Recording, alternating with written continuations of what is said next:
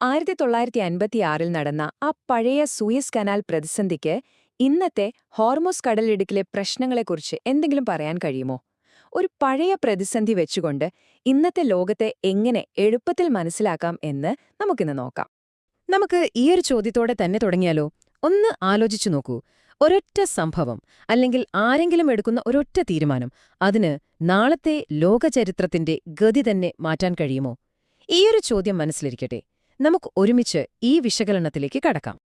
നമ്മൾ കാണാൻ പോകുന്നത് ഭൗമരാഷ്ട്രീയത്തിലെ ഒരുതരം ചതുരംഗ കളിയെക്കുറിച്ചാണ്. ചില കടൽ വഴികളുണ്ടല്ലോ, അവ വെറും കപ്പലുകൾക്ക് പോകാനുള്ള വഴികൾ മാത്രമല്ല. ശരിക്കും പറഞ്ഞാൽ ലോകശക്തികൾ അവരുടെ കരുക്കൾ നീക്കുന്ന ഒരു ചെസ് ബോർഡാണതൊക്കെ.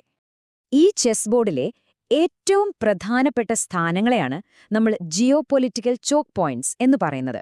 അതായത് തന്ത്രപ്രധാനമായ ജലപാതകൾ. ഇതിന്റെ പ്രത്യേകത എന്താണെന്ന് വെച്ചാൽ ലോകത്തിലെ കച്ചവടത്തെയും സൈനിക നീക്കങ്ങളെയും നിയന്ത്രിക്കാൻ അല്ലെങ്കിൽ ശരിക്കും പറഞ്ഞാൽ ശ്വാസം മുട്ടിക്കാൻ ഈ സ്ഥലങ്ങൾക്ക് കഴിയും.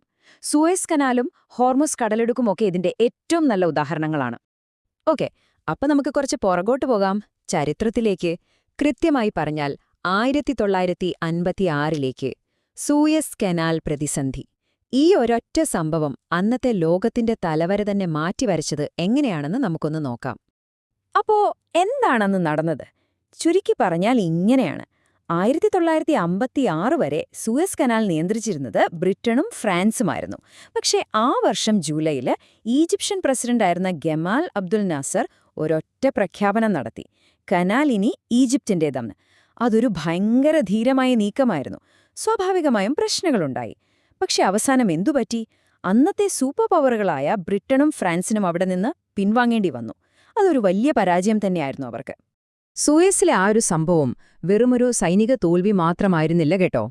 ശരിക്കും പറഞ്ഞാൽ അത് പഴയ ഒരു ലോകം അവസാനിക്കുന്നതിന്റെ തുടക്കമായിരുന്നു. ലോകത്തിന്റെ പവർ ഡൈനാമിക്സ് മൊത്തത്തിൽ മാറിമറിഞ്ഞ ഒരു നിമിഷം. ഇതിന്റെ പ്രത്യാഘാതങ്ങൾ എന്തൊക്കെയായിരുന്നു എന്ന് നോക്കിയാൽ ശരിക്കും ഞെട്ടും. ഒന്നാമതായി, യൂറോപ്പിന്റെ ആഗോള തലപ്പൊക്കം അതോടെ ഏതാണ്ട് അവസാനിച്ചു. ഈ ഒരു പവർ ഗ്യാപ്പില്ലേ, അത് ഗൾഫ് രാജ്യങ്ങൾക്ക് സ്വാതന്ത്ര്യത്തിലേക്കുള്ള ഒരു വഴി തുറന്നുകൊടുത്തു.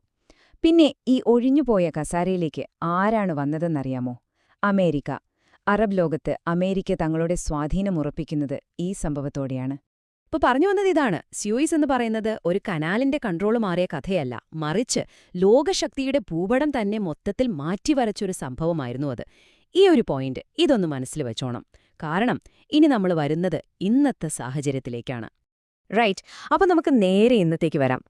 ചരിത്രത്തിൽ നിന്ന് നമ്മൾ കണ്ട ആ സൂയസിന്റെ പ്രതിധ്വനി ഇന്ന് ഹോർമുസിൽ എങ്ങനെയാണ് മുഴങ്ങിക്കേൾക്കുന്നത്? സൂയസിലെ ആ പഴയ പാഠങ്ങൾ ഹോർമുസിലെ ഇപ്പോഴത്തെ പ്രശ്നങ്ങളുമായി എങ്ങനെയാണ് ബന്ധപ്പെട്ടിരിക്കുന്നതെന്ന് നമുക്കൊന്ന് നോക്കാം. ഇതാണ് ഈ വിശകലനത്തിലെ ഏറ്റവും പ്രധാനപ്പെട്ട ഭാഗം. ഇതൊന്ന് ശ്രദ്ധിച്ചു നോക്കൂ. 1956 കളി നടന്നത് സ്യൂയസ് കനാലിൽ, ഇന്നത് ഹോർമൂസ് കടലിടുക്കിലാണ്. അന്ന് പ്രാദേശിക ശക്തിയായി കളി തുടങ്ങിയത് ഈജിപ്തിലെ നാസറാണെങ്കിൽ ഇന്നത്തെ കളിക്കാരൻ ഇറാനാണ്. ഇനി ഏറ്റവും പ്രധാനം, അന്ന് വെല്ലുവിളി നേരിട്ട ആഗോള ശക്തികൾ ബ്രിട്ടനും ഫ്രാൻസുമായിരുന്നു. ഇന്നാ സ്ഥാനത്ത് ആരാണ്? അമേരിക്ക. കണ്ടില്ലേ? ചരിത്രം ഏതാണ്ട് അതേപടി ആവർത്തിക്കുന്നത് പോലെ തോന്നുന്നില്ലേ? ശരിയാണ്.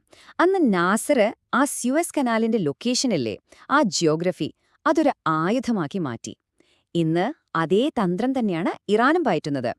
ഹോർമുസ് കടലിടുക്കിലെ തങ്ങളുടെ സ്ഥാനം ഉപയോഗിച്ച് ഒരു ലോകശക്തിയെ തന്നെ വെല്ലുവിളിക്കുകയാണവർ. അപ്പോ അടുത്ത ചോദ്യം ഇതാണ്: ഈ കളി ഇനി എങ്ങോട്ടാണ് പോകുന്നത്? ഹോർമുസിലെ ഈ പ്രശ്നങ്ങൾ വെറുമൊരു ലോക്കൽ ഇഷ്യൂ ആണോ? അതോ ലോകത്തിലെ കച്ചവടത്തെയും നമ്മുടെയൊക്കെ എണ്ണയുടെ ഭാവിയെയും മാറ്റിമറിക്കാൻ പോന്ന ഒന്നാണോ? ഒരു പുതിയ ലോകശക്തിയുടെ ഉദയത്തിന് ഇത് വഴിവെക്കുമോ? അതാണ് ഇനി അറിയേണ്ടത്. ഇതാണിപ്പോൾ പലരും ചോദിക്കുന്ന ഏറ്റവും പ്രധാനപ്പെട്ട ചോദ്യം. അതായത്, സ്യൂയസ് സംഭവം യൂറോപ്യൻ ശക്തികളുടെ തകർച്ചയും അമേരിക്കയുടെ ഉദയവും കുറിച്ചെങ്കിൽ, ഇന്ന് ഹോർമുസിൽ നടക്കുന്നത് അമേരിക്കൻ ശക്തിയുടെ ഒരു തളർച്ചയ്ക്കും പകരം ചൈനയുടെ ഒരു ഉദയത്തിനും കാരണമാകുമോ? ചിലപ്പോൾ നമ്മൾ സാക്ഷ്യം വഹിക്കുന്നത് ലോകചരിത്രത്തിലെ ഒരു പുതിയ അധ്യായത്തിന്റെ തുടക്കത്തിനായിരിക്കാം. അപ്പോ നമ്മൾ തുടങ്ങിയ അതേ ചോദ്യത്തിലേക്ക് തന്നെ നമുക്ക് തിരിച്ചുവരാം. ലോകത്തിലെ ഏറ്റവും ശക്തമായ ഒരു രാജ്യം ഒരു നിർണായകമായ ചോക്ക് പോയിന്റിൽ വെച്ച് ഇതുപോലെ ഒരു വെല്ലുവിളി നേരിടുമ്പോൾ ശരിക്കും എന്ത് സംഭവിക്കും? ചരിത്രം നമുക്ക് ചില സൂചനകളൊക്കെ തരുന്നുണ്ട്, പക്ഷേ അവസാനം ഇത് ലോക കച്ചവടത്തെയും നമ്മുടെയൊക്കെ പെട്രോളിന്റെ വിലയെയും രാജ്യങ്ങൾ തമ്മിലുള്ള കൂട്ടുകെട്ടുകളെയും ഒക്കെ എങ്ങനെ ബാധിക്കുമെന്ന് നമുക്ക് കണ്ടുതന്നെ അറിയണം. എന്തായാലും ഈ ചോദ്യം നിങ്ങൾക്കായി വിട്ടുതരുന്നു ചിന്തിക്കാൻ.